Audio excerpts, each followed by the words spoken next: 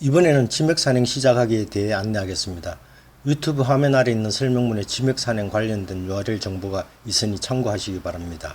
치맥산행 시작은 주말이 다가오면 어느 산을 가야 하지라고 고민하시는 걸 위한 안내이고, 대관이나 정맥을 마친 분들은 다음은 어느 산 줄거리를 해야 하지라고 고민하시는 분을 위한 안내입니다.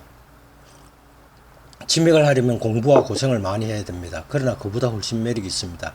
장점으로 제일 첫 번째는 낯선 길을 헤매는 즐거움입니다. 인간의 기본적인 욕망 중에 여유가 있을 때 나타나는 탐색의 욕망을 충족시켜줍니다. 치맥산행은 보통은 평범하지만 때로는 그 자리에서 멍이 굳어버릴 정도의 아주 황홀한 경치를 만날 수도 있고, 일반적으로 산행 코스를 짧게 잡으면 편안하지만 탈출로가 없는 긴 코스일 때는 고생을 각오해야 합니다. 사람들이 잘 안 다니는 장소를 다니다 보니 산행 위의 황당하고도 재밌는 경험을 많이 할 수 있습니다. 가보지 않고는 알 수 없는 것이 5분 뒤에 어떤 황당한 길이 나를 기다리고 있는지 알 수 없는 것이 치맥산행의 가장 큰 특징이라고 볼 수 있습니다. 오늘은 길이 좋네라고 말하면 5분 뒤에 그만 그 길은 없어지고 길 탐색이 시작됩니다. 두 번째는 호주탐과의 여유로움입니다. 아무리 좋은 명산도 너무 많은 사람이 치이면 아름답지가 않습니다. 치맥은 하루 종일 걸어도 명산 옆을 지날 때가 아니면 한두 명을 보기가 어렵습니다.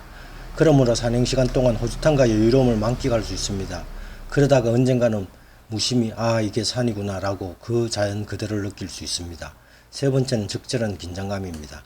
사람들이 많이 다니지 않는 관계로 긴장을 풀면 다른 길로 들어서기가 쉬우므로 항상 최소한의 긴장을 하고 있어야 합니다. 심한 경우는 이상경표를 가지고도 하루에 몇 번씩을 엉터리 길로 갔다가 돌아오는 경우도 많습니다.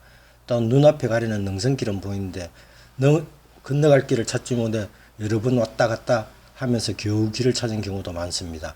물론 지맥에서 너무 많이 떨어지는 경우가 생기면 바로 하산하는 경우도 많이 있습니다. 네 번째는 내 주변에서의 가까움입니다. 이상경표에서 찾아보면 내 사는 곳에 가까운 곳에 지맥이 많이 있습니다. 도시 주변의 지맥은 대부분 고도가 낮고 산행이 어렵지 않아 부담 없이 접근할 수 있습니다. 본인이 사는 곳을 기준으로 선택하여 조금씩 멀리 가면 편리합니다. 다섯 번째, 수많은 지맥과 일대간 구정맥. 다음에는 어느 산을 가야 하냐고 고민하지 않아도 됩니다. 내 주변에 지맥만 해도 엄청나게 많습니다. 일주일에 한 번씩 산행을 한다고 치면 내 주변에 지맥 산행만 해도 10년은 더 걸립니다. 그래서 재미를 붙이면 주변에서 가까운 일대간 구정맥과 기맥을 찾아 산행을 시도해보는 것도 좋습니다. 이때쯤 되면 명산에는 관심이 없어지고 내 자신이 정말 산과 가깝다고 느껴집니다. 여섯 번째, 봄, 여름, 가을, 겨울입니다. 봄에는 진달래부터 시작해서 마음껏 꽃 구경을 하면서 각종 봄나무를 취할 수 있습니다. 이런 것들은 명산에서는 불가능하나 지맥산행에서는 완전 자유입니다. 물론 봄나물 공부는 조금은 해야 합니다. 취나물, 고사리 등등 지나가는 길에 딴 봄나물은 시장에 파는 것과는 차원이 다르게 맛있습니다. 여름이 되면 지맥에서 일부러 탈출하여 계곡을 찾아 몸을 식히는 것도 아주 별난 재미입니다. 버섯도 초여름부터 시작하니 버섯 공부가 좀 되어 있으면 아주 신이 납니다. 가을이 오면 사람 손이 닿지 않는 곳에 이쁜 단풍을 마음껏 구경하면서 길가의 열매도 취할 수 있습니다. 산밤은 아주 흔합니다. 기다리던 겨울이 되면 아무도 밟지 않는 눈길을 지겹도록 걸을 수가 있습니다. 물론 아주 추울 수도 있으나 그 눈 속의 황홀함은 정말 멋집니다. 장점도 많지만 단점도 만만치 않습니다. 정상적인 등산로가 없는 곳이 많습니다. 그러나 그 속에서 길을 찾아가는 즐거움이 기다립니다. 가시덤불로 인해 옷이 잘 상하고 절대로 비싼 옷을 사입을 필요가 없습니다. 팔다리가 꽤나 잘 끓깁니다. 거미줄이나 풀에 쏘여 팔과 다리에 두드러기가 날 겁니다. 그러나 익숙해지면 그런 상황은 잘 피해당기고 몸이 적응해 두드러기가 저절로 줄어듭니다. 고라니는 1회 출정에 평균 한 마리 정도는 봅니다. 간혹 커다란 멧돼지를 보면 무섭습니다. 그러나 기다리면 동물들이 다 피해갑니다. 휴대폰이 안 되는 지역이 많습니다. 주의하시고 사고가 나면 도움을 요청할 데가 없습니다. 주의하시기 바라겠습니다. 우스개로 한간에는 일반 산행하러 갔다가 표지기 보고 지맥으로 잘못 들었으면 완전 고생길이라고 하는 설이 있습니다. 지맥군의 길은 절대 가지 말라는 설이 있습니다. 일곱 번째, 지맥 산행에서 가장 피곤한 것은 산행 후에 저 반대편에 있는 차회수입니다. 차회수를 위해 도로 따라 걷다가 지나가는 남의 차를 얻어타는 것이 일반적이나 별의별 경우의 수가 다 생깁니다.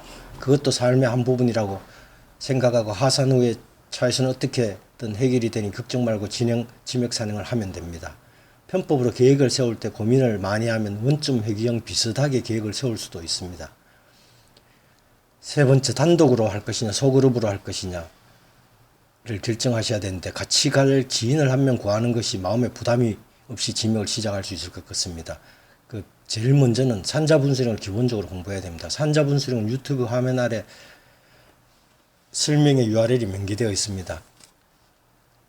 두 번째, 인터넷을 통해 기본적인 공부를 해야 됩니다. 원하는 지명명을 검색하면 선답자의 산행기가 꽉 나옵니다.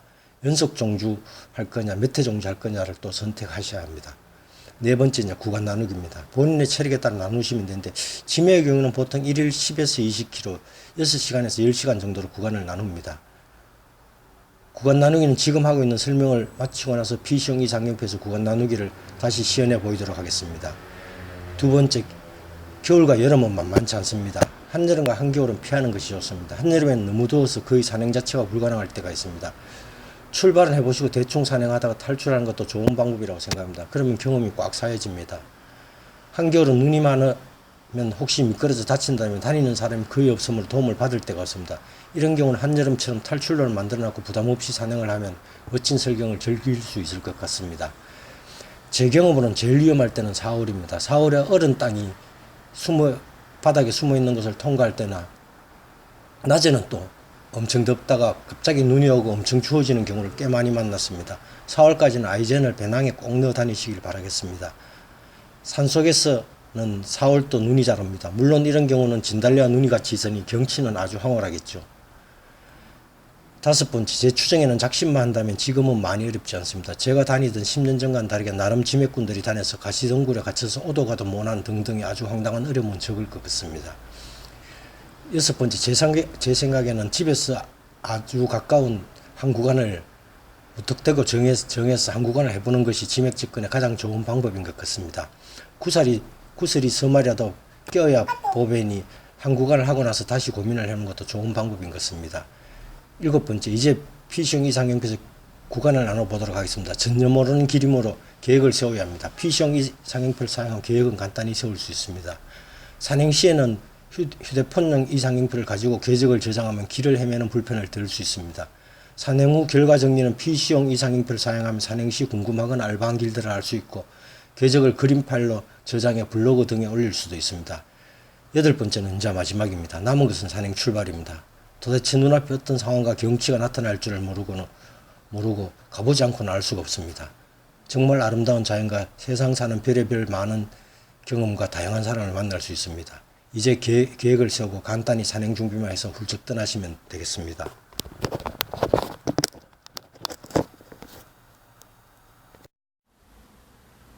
이번엔 구간 나누기에 대해서 해보겠습니다. 제가 대구 사니까 팔공산 주변에 지맥을 해보도록 하겠습니다. 먼저 상경표를 실행하시고 검색해서 팔공산을 검색하면은 동봉이 나오면 동봉으로 이동하면 되겠습니다.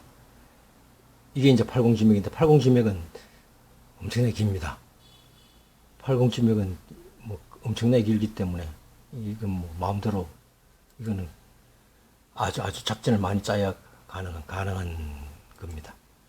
일단 간단하게 한 세 구간 정도 나눌 수 있는 유봉지맥을 하도록 하겠습니다. 그리고 지맥은 이 상경표 검색에서 이 지맥 가면은 많이 나옵니다. 162지맥이 다 나옵니다. 그럼 구간 설정을 하려면은 여기서 출발을 해서 물론 이제 올라가는 그 지맥까지 접근하는 거는 제가 이제 빼고 하겠습니다. 실령제로 넘어서 여기까지 하는 걸로 하겠습니다. 목적지 설정해서 경로 찾기를 하면 12.7km 6시간 얼마라고 하는데 이렇게 한 구간 끊고 그 다음에 여기서 출발해서 여기서 끊으면은 목적지 설정 경로 찾기 여기서 끊으면 5.9km 너무 짧으니까 여기서 끊도록 하죠. 목적지 설정 경로 설정 그러면 9.9km 이런 데는 뭐 자풀막 있고 하기 때문에 만만치 않습니다. 여름에는 통과하려면 꽤나 어렵지 싶습니다. 그 다음 마지막 세 번째 구간을 하려면 여기서 출발해서 이것도 유봉산까지라고 하지. 목적지를 경로 찾기 하면은 8.9km 정도. 물론 중간에 뭐 고도보기를 할지름 이런 식으로 이제 고도가 나타나고. 근데 원래라고 하면 이 유봉산에서 이 물 끝으로 향해야 되는데 이쪽 그 당시에는 제가 가보니까 이쪽으로 가는 길이 없더라고요. J3 클럽 딱 하면 유봉산에는 J3 클럽 딱 한 분의 뭐 표지기만 있더라고요. 이런 식으로 이제 끊어가 산행하시면 될 것 같습니다.